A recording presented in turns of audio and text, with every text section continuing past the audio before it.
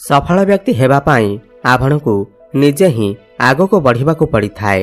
नहेले दुनिया तो आपणक पछरे सेतेबेले आसी थाए जेतेबेले आपण सफल हेबाकु लागि थांती ताहा पूर्वरु केही भी आसी नथांती। नमस्कार बंधुगण, आपण मानंकु मोर एही चैनल को स्वागत। आज रही ज्योतिष कार्यक्रम कुंभ राशि पाई बहुत अधिक गुरुत्वपूर्ण अछि। आज आम जानिबा कुंभ राशि 2025 सेप्टेम्बर मासटी किपरि रहिबा। कुंभ राशि मासिक राशिफल उपरे आलोचना करिबा।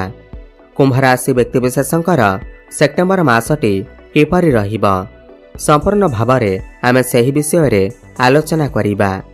सेमानकर स्वास्थ्य, शिक्षा, प्रेम संपर्क, वैवाहिक जीवन, भाग्य, क्यारियर एवं व्यापार वाणिज्य उपरे विस्तार भावरे आलोचना करिबा। नवग्रहंकर स्थिति मध्य देखिबा। नवग्रह कि प्रकार फल देबारे सक्षम हेबे। शेषरे अशुभत्व प्रदान करुथिबा ग्रह मानक पाई किछि विशेष प्रतिकार मध्य जानिबा। सेथिपाई भिडियोटी को शेष पर्यंत देखंतु। चलंतु आरंभ करिबा एही कार्यक्रम जहाँकि आपणकर जन्म राशि चंद्र राशि उपर आधारित। सेप्टेम्बर मास आरंभ रे कुंभ राशि रे नवग्रहंकर स्थिति विषय रे सर्वप्रथमे जानिबा। एहा पूर्वरु जदि आपणकर भी कुंभ राशि हुई थाए एवं आपण भी ईश्वर को सच्चा हृदय रे भक्ति करुथांती, विश्वास करुथांती, तेबे एही भिडियोटी को लाइक करी कमेंट बॉक्स रे हर हर महादेव, जय जगन्नाथ अवश्य लिखि दियंतु। ता सर्वप्रथमे जानिबा एही सेप्टेम्बर मासरे कुंभ राशि रे नवग्रहंकर स्थिति किपरि रहिबा। जेबे सेप्टेम्बर मास आरंभ हेबा तो कुंभ राशि रे नवग्रहंकर स्थिति किछि एही प्रकार रहिबा जेमिति आपण स्क्रीन ने देखुछंती। देखंतु राशि चक्रर एकादश राशि हेउछि कुंभ राशि एवं आपणक राशिर अधिपति हेउछंती शनिदेव एवं शनिदेव आपणकर द्वितीय भावरे विराजमान अछंती। आपणकर प्रथम भावरे राहु विराजमान अछंती। आपणकर पंचम भावरे देवगुरु बृहस्पति विराजमान अछंती। षष्ठ रे शुक्र एवं सप्तम भावरे सूर्य, बुध एवं केतु विराजमान अछंती एवं आपणकर अष्टम भावरे मंगल विराजमान अछंती। ध्यान दे सुनंतु। सबुठु प्रथमे जानिबा आपणकर स्वास्थ्य किपरि रहिबा एही सेप्टेम्बर मास 2025 रे। बंधुगण, प्रथम भाव होई थाए आपणकर स्वास्थ्यर भाव, आपणकर इम्यूनिटी सिस्टम रा भाव एवं प्रथम भावर अधिपति शनिदेव आपणकर द्वितीय भावरे विराजमान अछंती। देखंतु एही मासरे आपणकर स्वास्थ्य तो बहुत भल रहिबा काहेकि ना आपणकर राशि रे शनिकर 7.5 अंतिम चरण चालू अछि, माने 7.5 सरीबाकु जाउ अछि। आपणकर स्वास्थ्य तो भल रहिबा, किंतु मंगल अष्टम रे थिबारु, शुक्र आपणकर षष्ठ रे थिबारु आपण जदि कोउठी कि बाहर को बुलेबाकु जाउछंती, लॉन्ग ट्रैवल रे जाउछंती, आपण टिके आपणकर खाद्यपेय उपरे नियंत्रण रक्षा करंतु। आपणकर टिके पादरे किछि आघात मध्य लागि पारे एवं पेट संबंधित समस्या किछि देखा देई पारे। एथिप्रति आपण टिके ध्यान देबे। आपणक भितर टिके आलस्यपण देखा देई पारे। एथिप्रति आपण टिके ध्यान देबे। मोटामोटी देखिबाकु गले एही मासरे आपणकर किछि भी बड़ स्वास्थ्य समस्या हेबार नाही। एबे जानिबा आपणकर शिक्षा क्षेत्र किपरि रहिबा एही सेप्टेम्बर मास 2025 रे। बंधुगण, पंचम भाव होई थाए आपणकर शिक्षा क्षेत्रर भाव एवं पंचम भावर अधिपति हेउछंती बुध एवं बुध आपणकर सप्तम भावरे विराजमान अछंती। बंधुगण, देखंतु एही मासरे आपणकर पाठपढ़ार स्थिति बहुत भल अछि। खास करी 15-16 सेप्टेम्बर परे जेतेबेले बुध तांकर 16 राशि को चलन करिवे एवं उच्चस्थ हेबे ता आपणकर पाठपढ़ार स्थिति बहुत ही अधिक भल रहिबा। आपण किछि उच्च शिक्षा करिबा पई चाहुतिले, आपण जदि किछि हायर एजुकेशन करिबाकु चाहुतिले किंबा पाठपढ़ार किछि बड़ परिवर्तन करिबाकु चाहुतिले, ताहेले एही मासरे निश्चिंत भाବରେ करिपारिबे। एही मासरे आपणकर शिक्षा क्षेत्रर स्थिति बहुत ही अधिक भल अछि, कारण बुध उच्चस्थ अवस्था को आसीबे एवं शुक्र मध्य केंद्र को चलन करिवे। तो आपण जदि किछि कॉम्पिटिटिव एग्जाम अछि, प्रतियोगितामूलक परीक्षा अछि, खास करी 14-15 सेप्टेम्बर परे, तेबे आपण सेथिरे निश्चिंत भाବରେ उत्तीर्ण करिवे। समस्त इंटरव्यू रे आपनको सफलता प्राप्ति हेब। आपनक भितर बुद्धि बढ़िब, ज्ञान बढ़िब। आपण किछि पाठ पढ़ारे बड़ परिवर्तन, बड़ डिसीजन नहीं पारंती, कौनसी फॉर्म फिलअप मध्य करि पारंती। एबे जानिबा आपनकर प्रेम जीवन किपर रहिबा एही सेप्टेम्बर मास 2025 रे। बंधुगण पंचम भाव ही होई थाए आपनकर प्रेम जीवनर भाव, शिक्षार भाव एवं संतानर भाव मध्य होई थाए। जेमिति कि मु आपनकु कहिले पंचम भावर अधिपति बुध आपनकर सप्तम रे विराजमान अछंती, किंतु आपनकर पंचम रे देवगुरु बृहस्पति विराजमान अछंती। देखंतु एही मासरे बुध आपनकर अष्टम को चलन करिवे, मंगल अष्टम रे अछंती एवं शुक्र जे कि भल पाइबार कारक ग्रह से मध्य षष्ठ रे अछंती एवं आपनकर लग्न रे राहु विराजमान अछंती। एही मासरे आपनकर प्रेम जीवन रे 30-40% समस्या देखा देई पारे। आपनक भितर आग्रेसन, क्रोध देखा देई पारे। क्रोधरे पड़ी आपण आपनकर पार्टनर को एमिति किछि कथा कहि देई पारंती जहा फल रे आपनकर प्रेम जीवन रे समस्या देखा देई पारे। एहा सहित मंगल मध्य आपनकर द्वितीय भाव को दृष्टि देउछंती, माने आपनकर बाणी उपरे कंट्रोल न रही पारे। आपण आपनकर मनमानी चलई पारंती। आपण आपनक तरीका रे काम करबा को पसंद करि पारंती।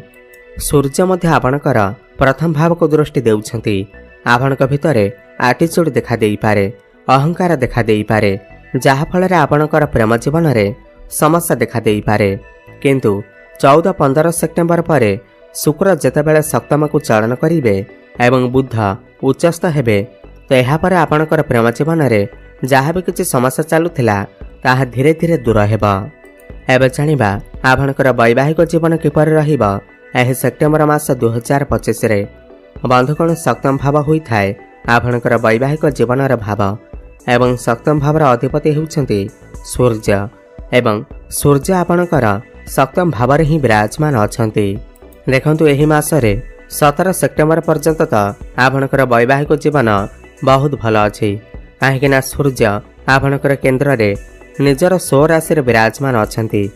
किंतु 17 सेप्टेम्बर परे सूर्य जेतेबेले अष्टम को चलन करिवे तो आपनकर वैवाहिक जीवन रे टिके समस्या देखा देई पारे, आर्गुमेंट देखा देई पारे, किछि ना किछि अप डाउन देखा देई पारे, किमा आपनकर लाइफ पार्टनर कर स्वास्थ्य रे किछि समस्या देखा देई पारे, ताकर आखि रे जलन भली समस्या देखा देई पारे, ताकर इम्यूनिटी सिस्टम कमजोर होई जाई पारे।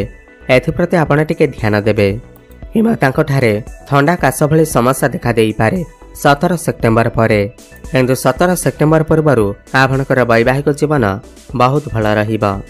एबे जानिबा सबुठार गुरुत्वपूर्ण विषय वस्तु जहाँकि आपनकर भाग्य, क्यारियर एवं व्यापार वाणिज्य किपर रहिबा एही सेप्टेम्बर मास 2025 रे। बंधुगण नवम भाव होई थाए आपनकर भाग्यर भाव, दशम भाव होई थाए आपनकर क्यारियर भाव। नवम भावर अधिपति हेउछंती शुक्र एवं शुक्र आपनकर षष्ठ रे विराजमान अछंती। देखंतु एही मासरे 15 सेप्टेम्बर परे जेतेबेले शुक्र आपनकर केंद्र को आसीबे, सप्तम को आसीबे, आपनकर राशि को दृष्टि देबे एवं बुध उच्चस्थ हेबे, एहा पर आपनकर भाग्य चमकीबाकू लागिबा। भाग्य आपनको समस्त क्षेत्र रे सहाय्य करिबा। आपण जदि किछि बड़ कार्य आरंभ करबाकू चाहुछंती, बड़ इन्वेस्टमेंट करबाकू चाहुछंती, किमा कोनोसी बड़ जिनिसर क्रय करबाकू चाहुछंती, ताले एही मासरे 15 सेप्टेम्बर परे निश्चिंत भावर करंतु। भाग्य आपनकर साथ देबा। आपण किछि ए बड़ इन्वेस्टमेंट करि पारंती। आपनकर गृह रे किछि शुभ मांगलिक कार्यर मध्य आयोजन होई पारे। आपण कोनोसी बड़ मीटिंग मध्य अटेंड करि पारंती। आपण कोनोसी धार्मिक स्थान को मध्य यात्रा करि पारंती। शुक्र सप्तम को आसुथिबारु आपण किछि भूमि, प्रॉपर्टी किमा नूतन जानवाहन इत्यादि क्रय करि पारंती। क्यारियर कथा बा जदि दशम भाव होई थाए क्यारियर भाव एवं दशम भावर अधिपति हेउछंती मंगल एवं मंगल आपनकर अष्टम रे अछंती। टिके आपनकर क्यारियर रे समस्या देखा देई पारे, खास करी 17 सेप्टेम्बर पर्यंत। आपनकर मन काम कार्य रे न लागि पारे, किछि ना किछि बाधा उपजि पारे। आपनकर कर्म क्षेत्र रे आपनकर शत्रु बढ़ी जाई पारंती। आपनक भितरे क्रोध मध्य बढ़ी जाई पारे। आपण जो भी कार्य हाथ देबे सेथिरे आपनकू कम सफलता प्राप्ति हेबा। किंतु 14 सेप्टेम्बर परे जेतेबेले मंगल आपनकर नवम भाव को चलन करेंगे, भाग्य भाव को चलन करेंगे। यापर आपणकर कर्मक्षेत्र में उन्नति आसवा लगे। आपण निजे देखिए 14 सेप्टेम्बर पर आपण आपणकर क्यारियर रे किसी ना किसी ग्रोथ अवश्य करेंगे। जो माने बेरोजगारी अच्छी, जो माने चाकरीर सन्धान अच्छी, सेमानकु नूतन चाकरी मध्य प्राप्ति हेब। 17 सेप्टेम्बर पर जेतेबेले बुध उच्चस्थ हेबे एवं मंगल आपणकर भाग्य भाव को चलन करेंगे। एवं जो माने भी चाकरी करिसेंती सेमानकर प्रमोशन मध्य होई पारे। कौन एमएनसी कंपनी रु जॉब ऑफर मध्य आसी पारे। व्यापार कथा हबा जदि सप्तम भाव को शुक्र चलन करेंगे एवं 17 सेप्टेम्बर पर बुध मध्य उच्चस्थ हेबे एवं मंगल मध्य भाग्य भाव को चलन करेंगे।